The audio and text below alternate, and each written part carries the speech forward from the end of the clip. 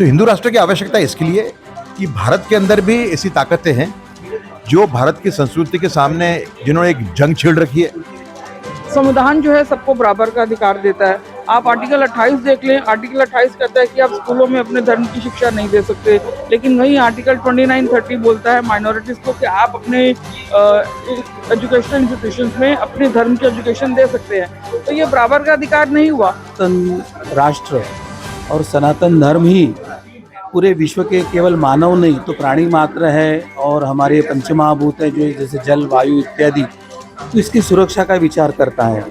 Operation सिंदूर जैसे साहसिक अभियानों से लेकर विश्व की चौथी सबसे बड़ी आर्थिक महाशक्ति बनने तक भारत ने विश्व स्तर पर उल्लेखनीय प्रगति की है। किंतु हाल ही में दिल्ली में हुए बम विस्फोट और देश भर में कार्यरत व्हाइट कॉलर आतंकी समूहों द्वारा योजनाबद्ध हमलों की जानकारी मिलने से देश की आतंकी सुरक्षा पर गंभीर संकट उत्पन्न हुआ है। ऐसे में देश में सुरक्षा, संस्कृति और शौर्य का पुनर्जागरण करने के उद्देश्य से भारत को विश्व कल्याणकारी सनातन राष्ट्र के रूप में आगे बढ़ना अतिआवश्यक है।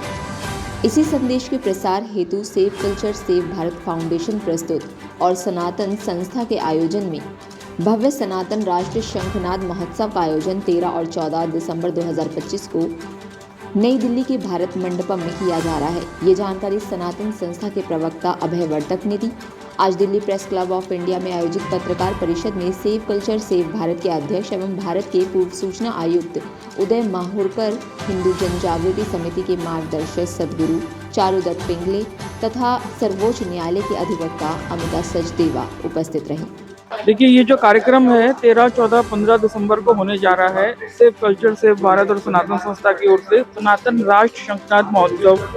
इसकी जो खास बात है, छत्रपति शिवाजी महाराज के जो शस्त्र थे उस काल में जो यूज़ किए गए थे उनकी एक एग्जीबिशन लगेगी तीनों दिन। तो हम चाहते हैं कि ज़्यादा से ज़्यादा लोग इसका जो है लाभ लें।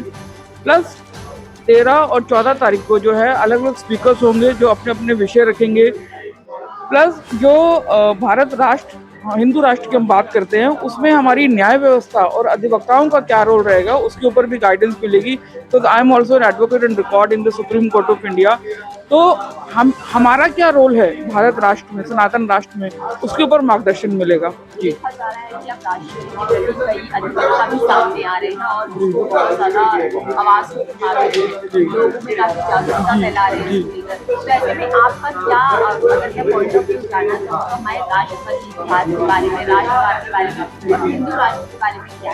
जी देखिए, ये सब इस कार्य में जो है एक्टिवली इन्वॉल्व होने के लिए सबसे पहले हमको जो है ना अपने धर्म की शिक्षा मिलनी चाहिए। आज मैं गर्व से कह सकती हूँ कि मैं सनातन संस्था से जुड़ी हूँ और इस एज में भी धर्म शिक्षा ले रही हूँ, अपने बच्चों को भी धर्म शिक्षा दिलवा रही हूँ। संविधान जो है सबको बराबर का अधिकार देता है। आप आर्टिकल 28 देख लें, आर्टिकल 28 कहता है कि आप स्कूलों में अपने धर्म की शिक्षा नहीं दे सकते, लेकिन वहीं आर्टिकल 29-30 बोलता है माइनॉरिटीज़ को कि आप अपने एजुकेशनल इंस्टीट्यूशंस में अपने धर्म की एजुकेशन दे सकते हैं। तो ये बराबर का अधिकार नहीं हुआ।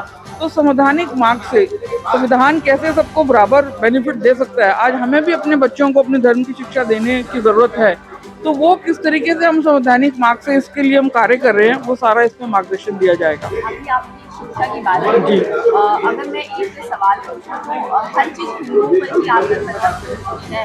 अगर हम और भी कम्युनिटीज़ की बात करें, मुस्लिम लोग अपने बच्चों को मदरसा भेजते हैं, वहीं अगर हम चर्च की बात करें तो हर कोई अपने धर्म के बारे में, लेकिन जब हिंदू बात आती है, हिंदू शिक्षा देने की बात आती है, स्कूलों में संस्कृत पढ़ाने की बात आती है, तो वही विरोधाभास में नजर आता है। क्या कहें? कि देखिए, अभी आपने कुछ समय पहले सुना होगा कि भगवत गीता का स्कूलों में पढ़ाने की बात चल रही है। तो समय अब बदल रहा है, ऐसा नहीं है।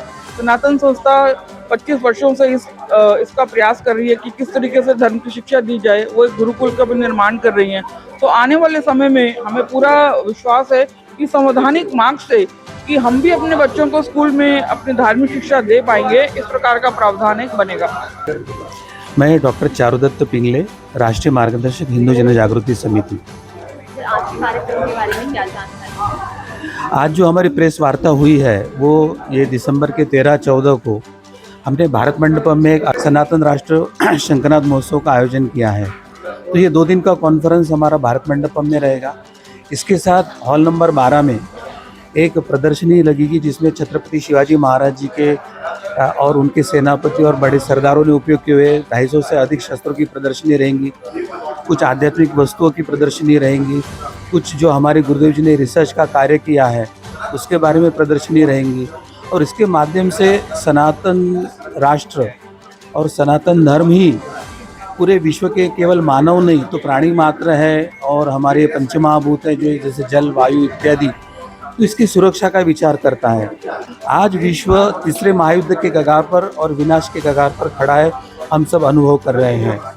और ऐसे ही इसमें विश्व को बचाने का जो आशय का किरण है वो एक सनातन राष्ट्र के उद्घोष का ही है, शंखनाद का ही है। मैं आप सबको आह्वान करता हूँ कि आप हॉल नंबर 12 की प्रदर्शनी देखने ज़रूर आइए। फ्री रजिस्ट्रेशन है और अगर फ्री रजिस्ट्रेशन करके आप प्री रजिस्ट्रेशन कर लेते हैं तो 14 तारीख को भारत मंडपम के कॉन्फ्रेंस के लिए आप उपस्थित रह सकते हैं। हिंदू राष्ट्र क्यों बनाना चाहिए? नहीं, हिंदू देखिए, मुसलमानों को हमने पाकिस्तान दे दिया, भारत के मुसलमानों ने मांग की थी पाकिस्तान की। आज के जो पाकिस्तान के लोग हैं उन्होंने कम की थी, हमारे यूपी बिहार के ज्यादा थे उसमें, समझा। उसके बाद में हिंदू राष्ट्र क्यों नहीं बनना चाहिए? दूसरा, हिंदू राष्ट्र जो है वो इंक्लूसिव कंसेप्ट है। हिंदू राष्ट्र के अंदर सभी धर्म और सभी जातियों को समान अधिकार होता है। हिंदू राष्ट्र की जो परिभाषा है उसके आधार पे मुस्लिम राष्ट्र ये एक एक्सक्लूसिव कंसेप्ट है। जो आज हिंदुओं का जिस तरीके से हिंदुओं पे अत्याचार हो रहे हैं पाकिस्तान में और बांग्लादेश में, उसके बाद में स्पष्ट हो गया है। तो हिंदू राष्ट्र की आवश्यकता इसके लिए कि भारत के अंदर भी ऐसी ताकतें हैं जो भारत की संस्कृति के सामने जिन्होंने एक जंग छेड़ रखी है, समझे ना। हमें उन जो तत्व हैं उनको हराना है और भारत को एक करना है, धर्म के आधार पे नहीं, मानवता के आधार पे। लेकिन जब हिंदू राष्ट्र बनाने की बात आती है तो काफी विरोधाभास भी देखने को मिलता है। वो तो क्योंकि एक वामपंथी विचारधारा देश में रही, कट्टरवादी इस्लाम की भी एक विचारधारा देश में चली पिछले द्वार से, तो एक वैसा वातावरण बना हुआ है। वैसे जैसे मैंने कहा कि हिंदू राष्ट्र इज एन इंक्लूसिव कंसेप्ट, मुस्लिम राष्ट्र इज एन एक्सक्लूसिव कंसेप्ट। तो हिंदू राष्ट्र की जो लोग विरोध करते हैं उनका कोई एजेंडा है। हिंदू राष्ट्र मतलब राष्ट्रीय एकता,